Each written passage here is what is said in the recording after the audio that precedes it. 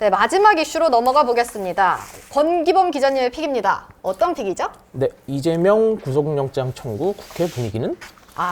이 픽을 고르신 이유가 있을까요? 일단 지난주에 가장 정치 사회적으로 가장 국내에서 많은 분들이 얘기를 하셨을 것 같아요. 아주 핫한 이슈였죠. 네, 지난주 16일에 구속영장이 청구가 됐고 네. 오늘 아침에 이제 그 윤석열 대통령이 체포 동의 요구서를 제가를 해서 네. 이제 국회로 다시 가게 됐는데 예.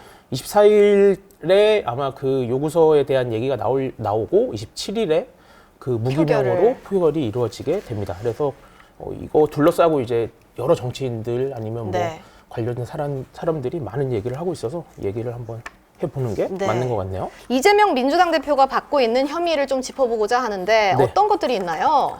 일단 최대한 이 이슈가 사실은 굉장히 큰 이슈지만 정작 이렇게 주변 분들이랑 얘기하다 보면 이게 너무 무슨 많아요? 얘기죠? 이렇게 이제 물어보시는 분들이 있어서 제가 아주 쉽게 최대한 쉽게 정리를 한번 해봤습니다. 네네. 그 크게 혐의로 놓고 보면 5가지입니다. 5가지 혐의입니다. 그러니까 3가지 이슈에 5가지 혐의 이렇게 돼 있는데 자, 첫 번째는 이제 여러분들이 가장 많이 들어보신 대장동 개발 특혜 의혹. 사실 이번 이슈가 시작이 된 의혹이기도 한데 여기에는 이제 2가지입니다. 이해충돌방지법 위반, 그리고 특별경제범죄에 관한 처벌에 관한 특별법 맞죠? 특경법상 배임 이렇게 2가지인데 자, 이해충돌방지법 중에 그게 있습니다. 직무상의 비밀을 이용하면 안 된다 이런 조항이 있는데 쉽게 말하면 그걸 어겼다는 거예요.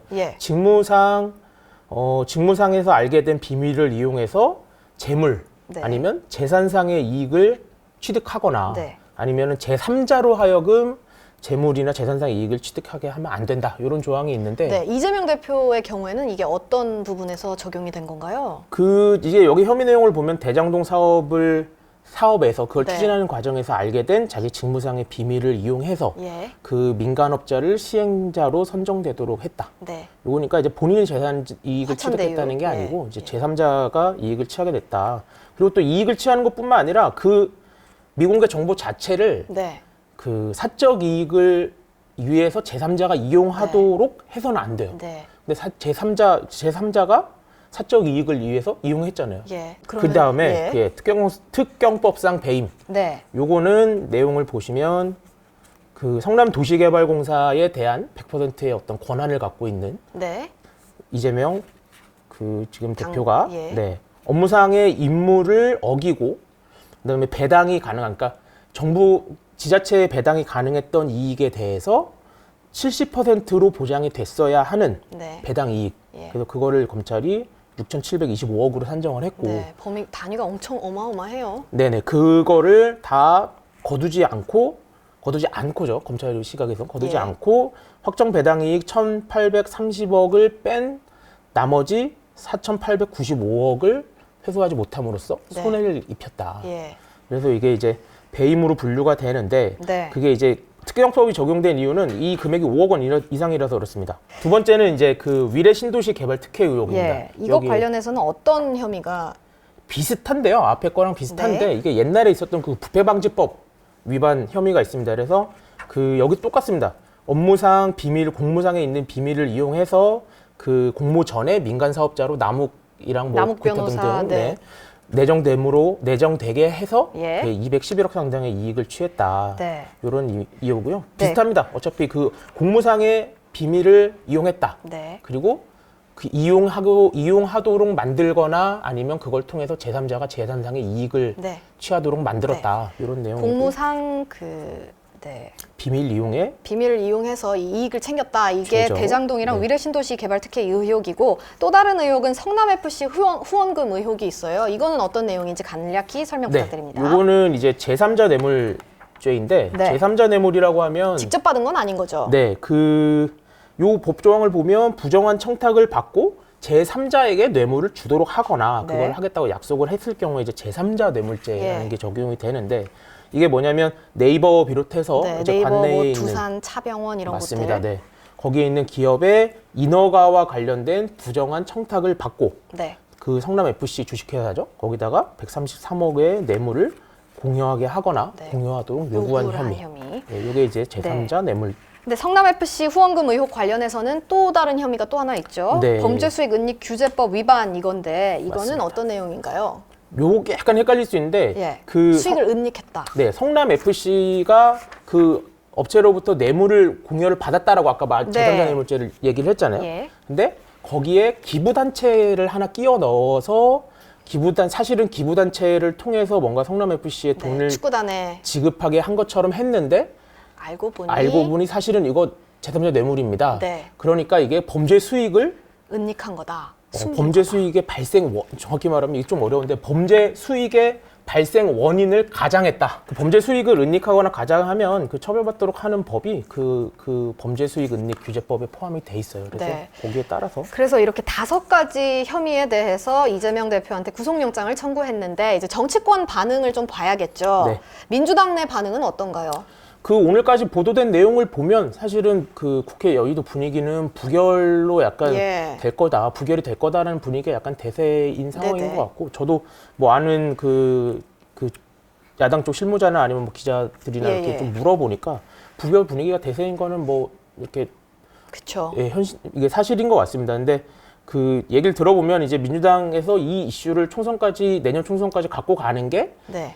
이게 좋으냐 아니냐에 대한 얘기를 좀 했는데 예. 생각해 보면 총선까지 갖고 가도 될 것 같다. 네. 약간 이런 생각을 했다 하는 분위기라고 이렇게 얘기를 해요. 들어보면. 어떤 부분에서 그렇게 판단하시는 거죠? 그 예를 들면 어제 이제 한 라디오에 그 예. 현근택 민주연구원 부원장이 나와서 이런 말씀을 하셨어요.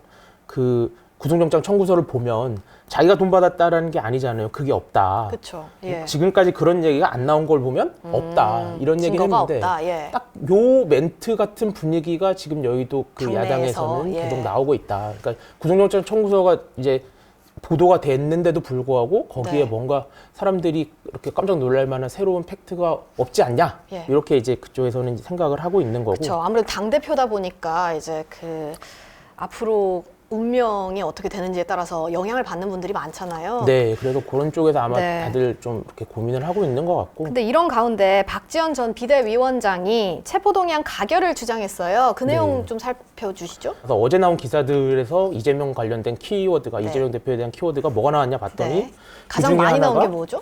가장 많이 나온 건 뭐 당연히 민주당, 뭐 아, 구속영장 이런 건데 거기 보면 인물 관련된 키워드 중에 가장 높게 나온 게 비상대책위원장 이런 키워드가 있어요. 이게 어떤 이제, 의미일까요? 이게 이제 박지원 네. 전 그쵸. 비상대책위원장을 표현을 한 예. 건데 이분이 이제 왜냐하면 그 페이스북에다 글을 하나 올려서 네. 불체포 특권을 내려놓고 그다음에 체포 동의안을 가결시켜야 됩니다.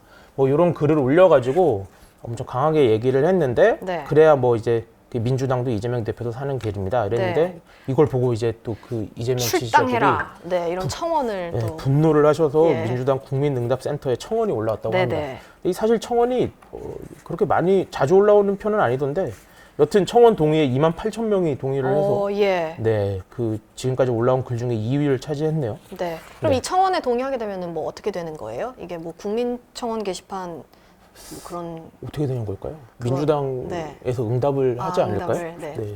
특정 기준, 네, 그건 좀 알아보도록 하겠습니다.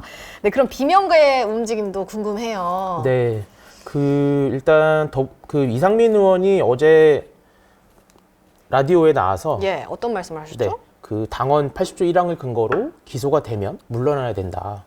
그 다음에 뭐 불체포 특권도 포기하고 법원에 나가서 영장 실질 심사 네. 받아야 된다. 뭐 이런 식으로 계속 주장을 하셨다고 하네요. 예.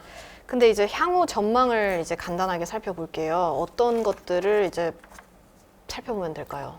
일단 그 아까 말씀드린 빅데이는? 대로 네. 부결은 약간 확실시 되는 분위기가 있는데 예. 실제로 그 표차, 그러니까 다음 부결이 주 될 때 월요일. 예. 그 몇 석이 부결을 해서 부결이 되느냐.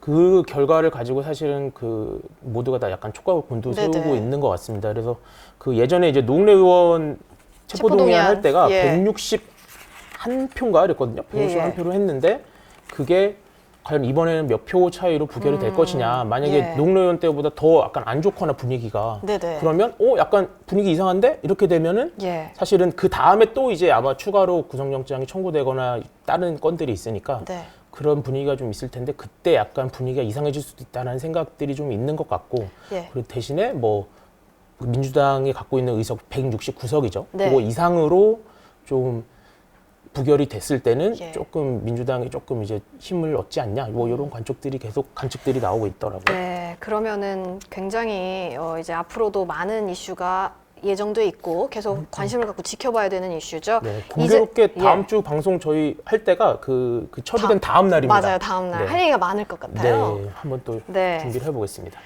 예, 그러면은 띠띠 이슈 건기자 픽으로 이재명 민주당 대표의 구속영장 청구 이후 정치권 분위기 살펴봤습니다.